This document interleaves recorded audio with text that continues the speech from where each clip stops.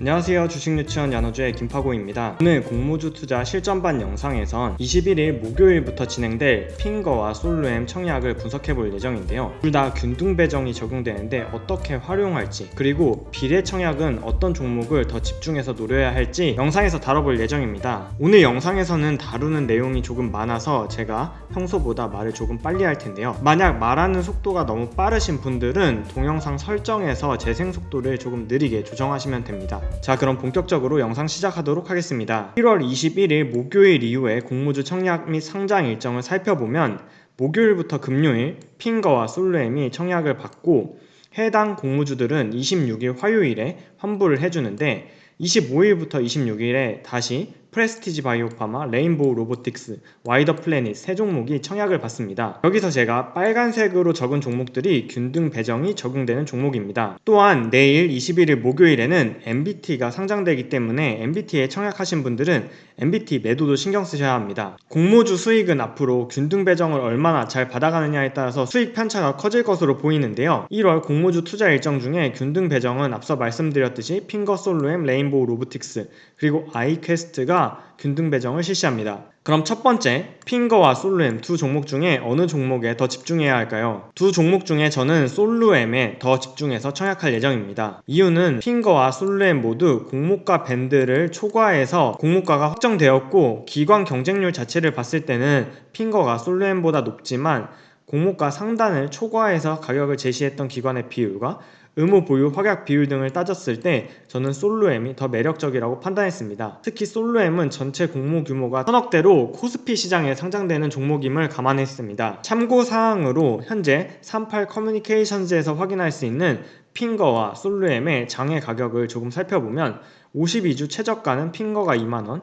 최고가는 34,000원이며 솔루엠은 52주 최저가는 만원, 52주 최고가는 4만원이었고 영상을 촬영하는 20일 현재는 솔루엠이 39,350원, 핑거는 34,000원 정도에 거래되었다고 볼 수 있습니다. 다만 여기서 주의하실 점은 이 장외 가격은 실제 거래 여부를 확인할 수 없고 거래량 또한 확인되지 않기 때문에 단순한 참고사항으로만 여기셔야 합니다. 본 영상에서 언급하는 가격 정보는 단순 조언일 뿐 투자 판단에 대한 근거가 될 수 없습니다. 말씀드린 것처럼 비상장 주식의 장외 가격은 꼭 참고 자료로만 보시기를 추천드립니다. 작년 상장된 수많은 종목의 장외 가격 그리고 상장 이후의 가격을 비교해 보시면 장외 가격이 꼭 해당 종목의 상장 이후의 가격 상승을 보장하지 않는다는 점을 확인하실 수 있을 겁니다. 두 번째, 솔루엠 중복 청약 가능할까요? 가장 많은 분들이 궁금해했던 게 솔루엠 주관사가 5곳인데 5곳에 중복 청약을 할 수 있는지를 많이 물어보셨는데요. 제 생각으로는 솔루엠은 중복 청약이 가능할 것으로 보입니다. 왜냐하면 투자 설명서 어디에도 중복 청약이 불가능하다는 문구를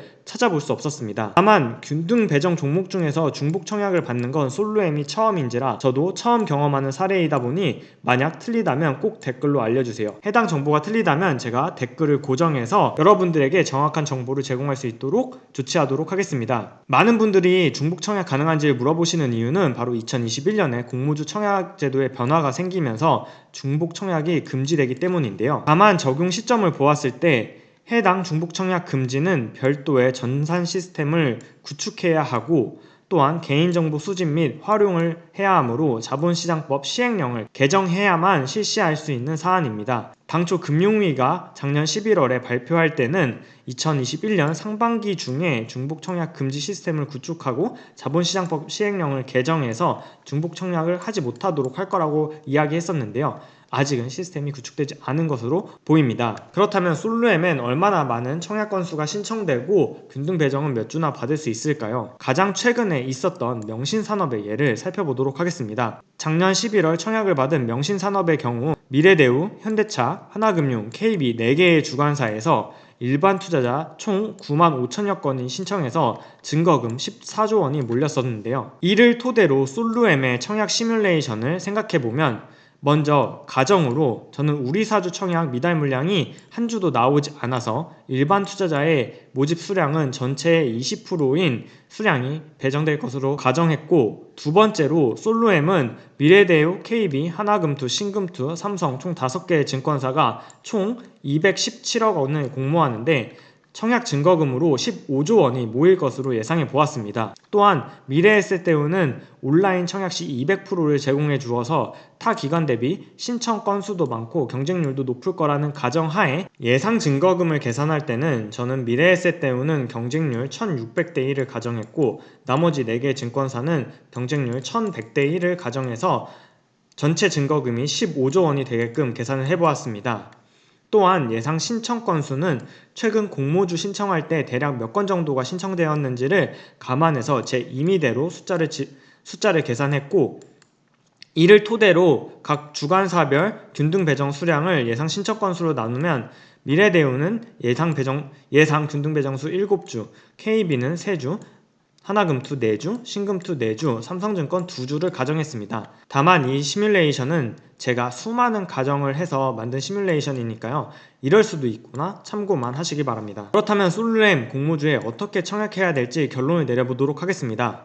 저는 22일 날 경쟁률을 보고서 5개 증권사 중에서 경쟁률이 가장 낮은 곳 중에 제가 청약할 수 있는 만큼 청약 한도를 준 증권사로 메인 자금을 청약할 예정입니다. 화면에 표를 보시면 각 주관사별 최저 등급의 청약 가능 주식수와 이때 필요한 증거금, 최고 우대 등급일 때 청약 가능 주식수와 증거금을 써두었는데요. 삼성증권의 경우만 증거금이 매우 낮고 나머지 증권사의 경우에는 모두 1억 원 이상의 증거금이 필요하기 때문에 경쟁률을 잘 비교해서 증권사를 선택하는 것이 중요해 보입니다. 두 번째, 결론 1에서 경쟁률이 낮은 증권사를 선택했다면 나머지 4개 증권사에 각각 최소 청약 수량인 10주씩 청약한다면 한 증권사당 85,000원이 필요해서 총 34만원으로는 4개 증권사에 청약을 해서 균등 배정을 노릴 생각입니다. 지금까지 설명을 들었다면 솔루엠에 집중했다는 걸 알 수 있는데요. 그렇다면 핑거는 청약을 아예 안 할까요? 저는 균등 배정을 역시 노리기 위해서 핑거에는